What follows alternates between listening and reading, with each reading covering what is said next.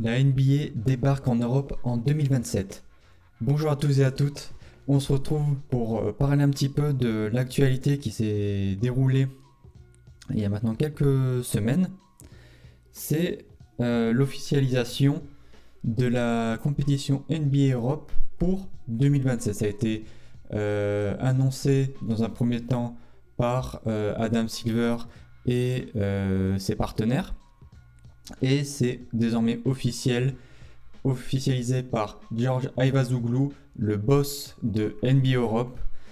On va avoir le droit à une compétition européenne estampillée NBA. Alors, c'est une annonce qui fait débat. Surtout quand on connaît la place que les fans européens apportent aux compétitions européennes comme l'Euroleague. NBA Europe vient pour concurrencer l'Euroleague et vient pour écraser un petit peu l'impact que l'Euroleague peut avoir sur le continent. Alors, NBA Europe fonctionnerait différemment que l'Euroleague. C'est déjà une ligue qui va compter 12 villes. 12 villes réparties dans plusieurs pays. On a quand même le droit à avoir 2 villes françaises qui ont été choisies, Paris et Lyon. On devrait du coup avoir l'Asvel et le Paris Basket dans la compétition NBA Paris. Est-ce que ce sera ces équipes-là ou la création de nouvelles équipes? On ne sait pas encore. Ce sera pour 2027. On connaîtra ces équipes-là un peu avant. Mais on peut avoir ces équipes-là qui s'intègrent dans la NBA League.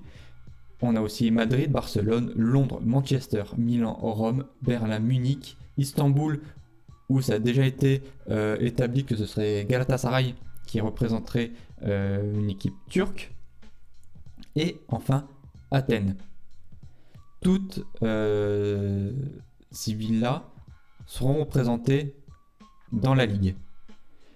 Et la question qu'on se pose, c'est est-ce que ce seront de nouvelles équipes ou ce sont les équipes qui participent déjà à l'Euroleague? On a le Real, le FC Barcelone, le Bayern, Paris Basket, Asvel.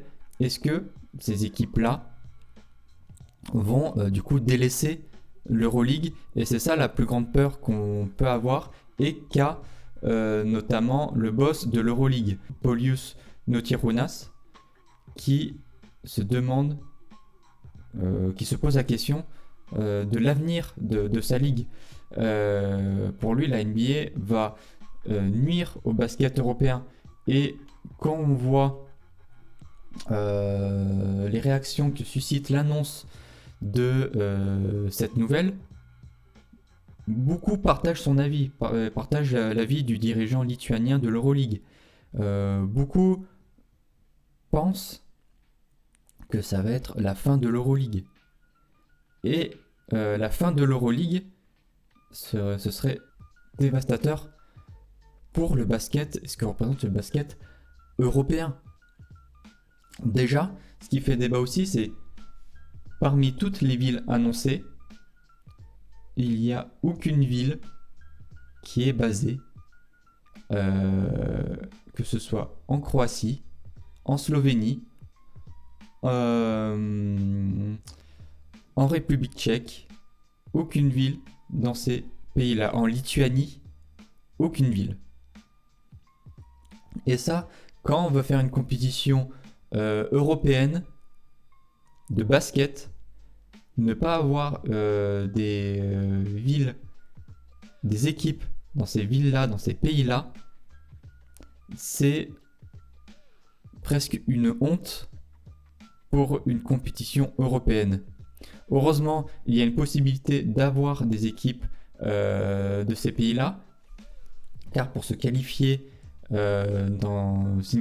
en fait, ça va être une compétition semi-ouverte. Il y a 12 équipes, 12 villes permanentes qu'on a citées tout à l'heure, et 4 autres équipes qui pourront se qualifier par la Basketball Champions League, organisée par la FIBA et qui est partenaire de la NBA.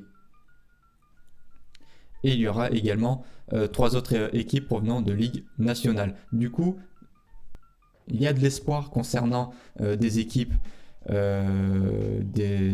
d'Europe de l'Est, Lituanie, etc. Mais quand même, ne pas avoir ces équipes-là dans une équipe permanente et qu'elles soient obligées de se qualifier par les compétitions, par d'autres compétitions, c'est assez honteux quand on parle de basket européen. Comment cette compétition va pouvoir vivre à côté de l'Euroleague? Est-ce que ces compétitions-là peuvent cohabiter, pourront cohabiter? Et quand on pense à ça, on pense beaucoup au fait que justement, comme on l'a dit, ça peut arriver, comment les choses vont se dérouler, c'est que les équipes qui participent à l'Euroleague vont sans doute migrer vers la NBA League. Pourquoi? Parce que la NBA, ça fait rêver, parce que participer à une compétition marquée avec le branding NBA, ça va tout de suite, dans la tête de certains dirigeants de certaines équipes, ça va tout de suite être plus prestigieux que l'Euroleague. Alors que l'Euroleague, en Europe, c'est une institution. C'est une compétition qui est juste trop établie jusqu'à ce que la NBA s'en mêle. Et là, peut avoir un conflit d'intérêts entre les deux ligues, parce que l'Euroleague va perdre certains de ses membres permanents. Et c'est là que ça pose problème. Parce qu'au final, l'Euroleague, ça peut devenir seulement une ligue composée d'équipes oubliées par la NBA Europe.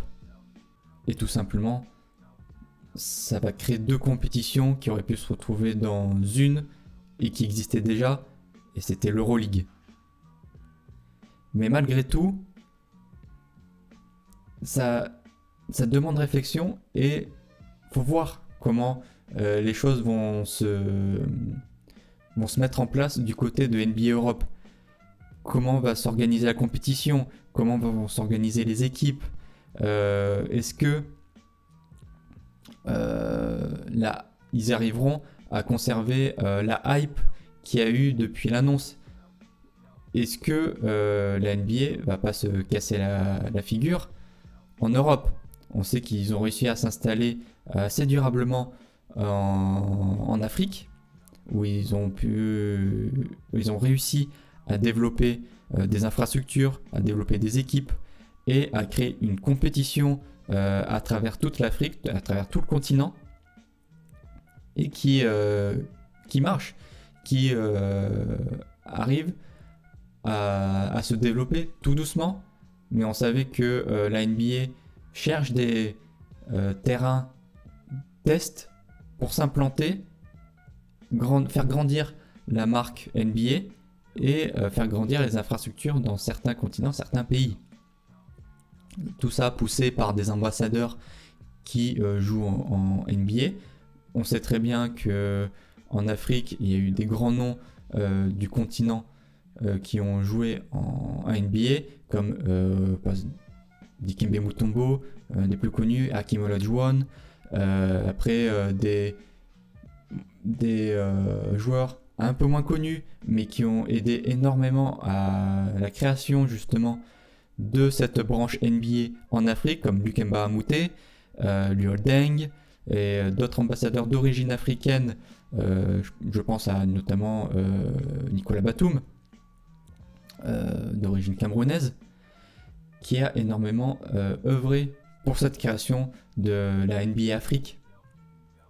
Et aujourd'hui, c'est au tour de l'Europe de tomber entre guillemets dans les griffes de la NBA. Mais ce qui peut être intéressant aussi, c'est on va avoir des équipes que nous, fans de basket notamment aussi européens, on n'a pas l'habitude de voir, parce que ce sera l'occasion aussi de voir les London Lions, si c'est eux qui représentent l'équipe basée à Londres dans NBA Europe. C'est une équipe qui, mine de rien, a un sacré potentiel, qui joue dans la ligue anglaise et qui pourra peut-être plus se développer à travers la Ligue NBA Europe. On sait que la NBA aussi s'est énormément implantée sur le marché anglais, notamment à Londres, avec les matchs qui se déroulaient dans cette ville-là. Et du coup, entre guillemets, c'est logique de retrouver une équipe basée à Londres dans la ligue. Mais quand même, c'est très dommage de ne pas avoir une ligue qui s'ouvre un peu plus, par exemple ne pas avoir des équipes croates. C'est très compliqué à admettre pour une ligue. Peut-être ils n'ont pas eu l'accord de ces villes-là, de ces pays-là, c'est fort probable. Mais dans ce cas-là, est-ce qu'il ne vaudrait mieux pas annuler le projet? Mais annuler un projet quand tu es la NBA, c'est pas le style de l'entreprise.